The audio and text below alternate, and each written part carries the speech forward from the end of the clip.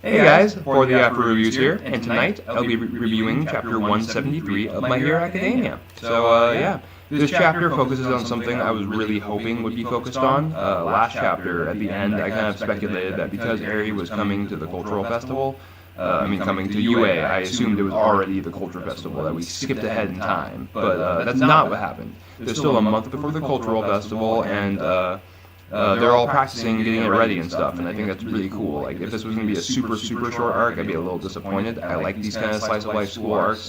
They've never been my cup of tea, like, as opposed to, like, battle and mystery and stuff and other kind of elements in these shonen series. But, Horikochi's been making me love him a lot, so I'm glad that this is going to be dragged out a little bit more. Or I shouldn't say dragged out, it's going to be a little bit longer. So we immediately start off by seeing the class practicing and whatnot for their performance. It's Saturday in the My Hero Academia world, so it's their day off, and that's what they're going to spend most of the day doing. The band has decided on a song, Practice Till You Drop Dead, I think is what Jiro said it was. Not familiar with the song.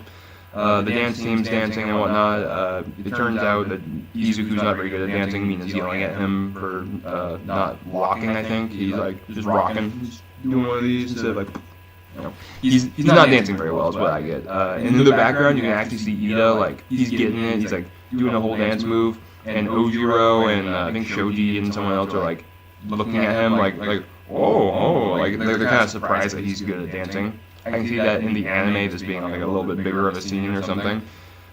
Being like, oh shoot, Ida actually can dance. Like, I would expect him to be bad like Izuku, honestly. I thought they'd both be a little too geeky for it. Meanwhile, the staging crew was talking about putting out a feeler to the dance crew, see what they kind of need, like, during the performance and whatnot. But they're saying, hey, we do that, we don't have enough hands on deck, blah, blah, blah, other stuff. They're all having a good time, seem to be enjoying it. Then we cut to something that makes me so excited. We cut to Mirio and Eri about to come out and surprise everyone. I guess more like Mirio surprised everyone. Eri's just there for the ride. Eri looks adorable, absolutely adorable. And Mirio, he seems to be in the habit of still surprising people. Because if you remember, back when he had his quirk, he would make a habit of like popping out really surprisingly. He put like just his face out of the wall, or like just out of like the ground or something. Like, he freaked out Izuku when he first met him before he actually formally introduced himself. So I think it's weird now seeing that because his quirk is gone, he still has that habit. It's just that like he doesn't really realize it. Like, he was in a bush and he stuck just his butt out, like as if he was in a wall sticking just his butt out. He wanted to surprise people still when he arrived, and it's nice seeing that quirks take such a have such an effect on one's personality, I should say. That's really cool. Even better, he just goes, "The peach is ripe!" talking about his own ass, which is just, oh, Mirio. God, I love Mirio. Ojiro actually confuses Eri for Mirio's kid, which I find hilarious, and it's not the last time this happened in the chapter, so that's a pretty funny gag. Froppy and Uraraka are really excited to see Eri, obviously. Froppy is saying how cute she thinks her outfit is. She's like, oh, it's such a cute whale outfit. Saying it like, she's saying it cutely as well. And then Uraraka looking like, she's so cute. Like, I love Uraraka. You see her face and she's just like, all excited, like, yeah!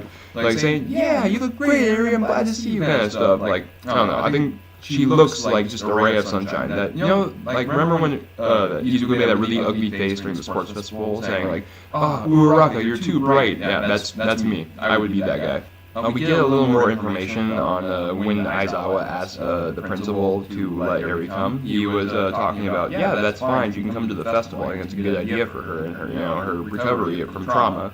But she's not used to society at all. Like, she's been like through hell, like she hasn't had like a normal life. So we're gonna make sure she gets like a little more accustomed by coming here more than once. And I never thought of it like that. That's a great insight right there, and a great point that I did not think of at all. So my previous theory was that they wouldn't have her come to UA like more than she had to because if something went wrong, yada yada. But this makes sense. This makes perfect sense. So I am happy to see that, and I'm happy that the principal is such a caring guy. Like, his characterization was great in this chapter too, but we will get to that when we get there. Ida and Mineta introduced themselves to Eri, Ida being just a nice guy, and Mineta literally crossing the line for me, being like, hey, I'll see you again in 10 years. Don't you dare, man. Don't you threaten Yuri with your perviness.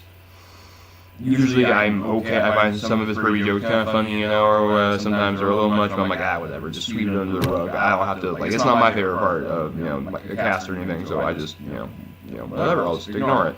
This was, I didn't like this at all. The joke didn't hit any right notes for me. Mirio comments on how Aries really shy, and he asked Deku to actually come along to school with him and, you know, give her a tour, which is cool, because they're the two that Aries comfortable with and whatnot, and I think it's smarter to have both of them with her.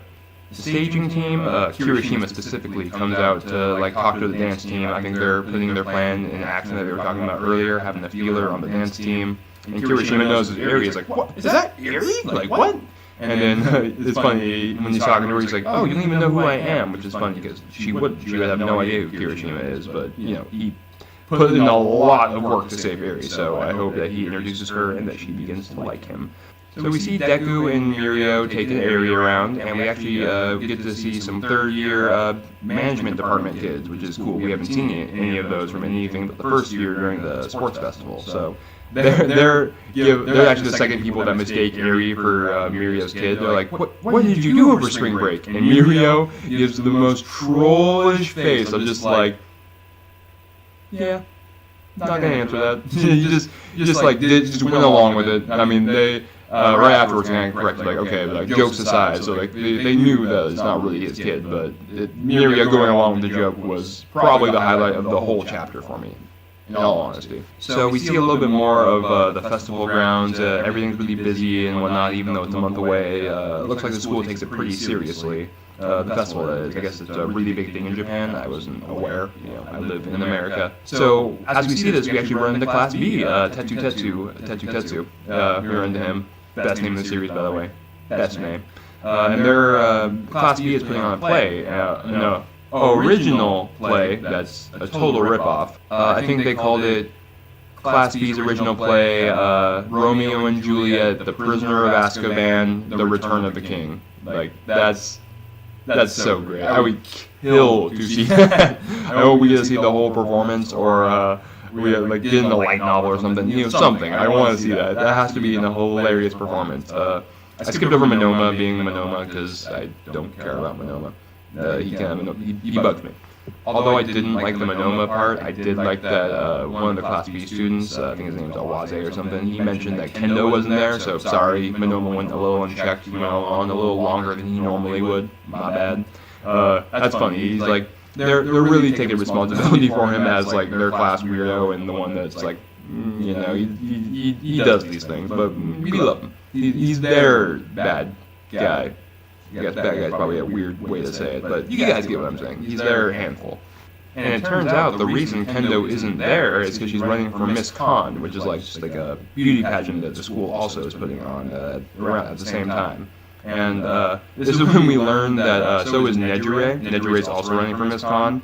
And oh my god, the most bae picture of this entire series so far. Like, if you don't agree, fight me. But this is 10 out of 10.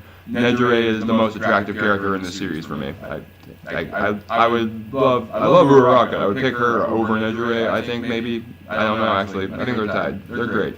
Waifus everywhere. Every girl's best girl in My Hero Academia, but those two are my favorite. Izuku, actually, when they're talking to Nejire, is like, can't get over how great her proportions are. He's like, proportions, you know, he's like being a dork because Nejire is really hot.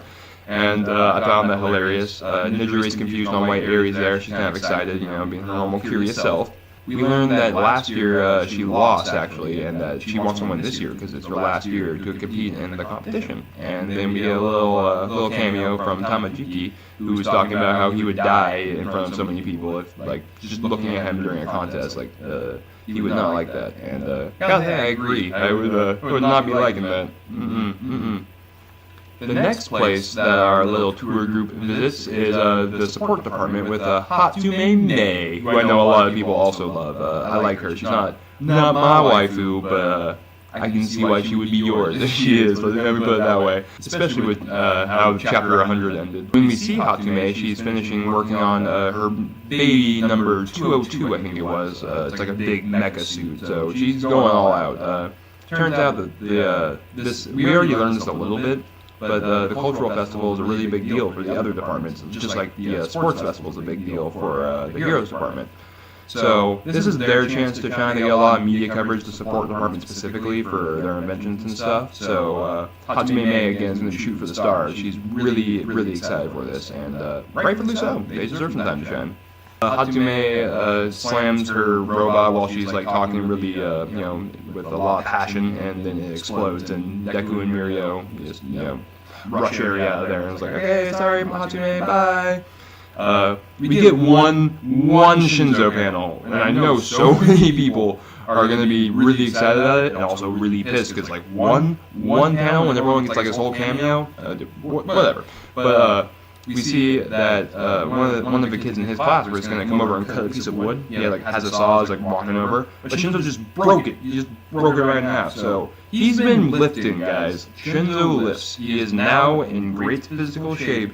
And he's gonna get in the hero class. The traitor's gonna get found out. They're gonna get kicked out, obviously. And then Shinzo's gonna take their place. Calling it on the channel right now. I don't care if it's obvious. I need it. I need this in my life, guys. I need it. So that one panel's all we got, but gotta say, it's gonna hold me over for the long winter of not seeing Shinzo again. Once we see the panel of Shinzo, Deku and Mirio are kind of done with their tour. They showed Eri everything they wanted to show, and asked Eri, what do you think about it? And she's like, well, everyone's trying their hardest. I want to see how this turns out. And so she's feeling excitement, but even if she can't put it into words, she's excited. And I think that's a cool little thing, because Eri needs to be able to feel happiness again, guys. Oh, I'm gonna cry. Eri doesn't. She's like dead on the inside because of what's going on in her life. So this is a nice little first step in it. I'm glad it wasn't just like suddenly she just has a big old happy grin at the cultural festival, seems more realistic this way to slowly have her, start feeling more comfortable and enjoying herself and being excited.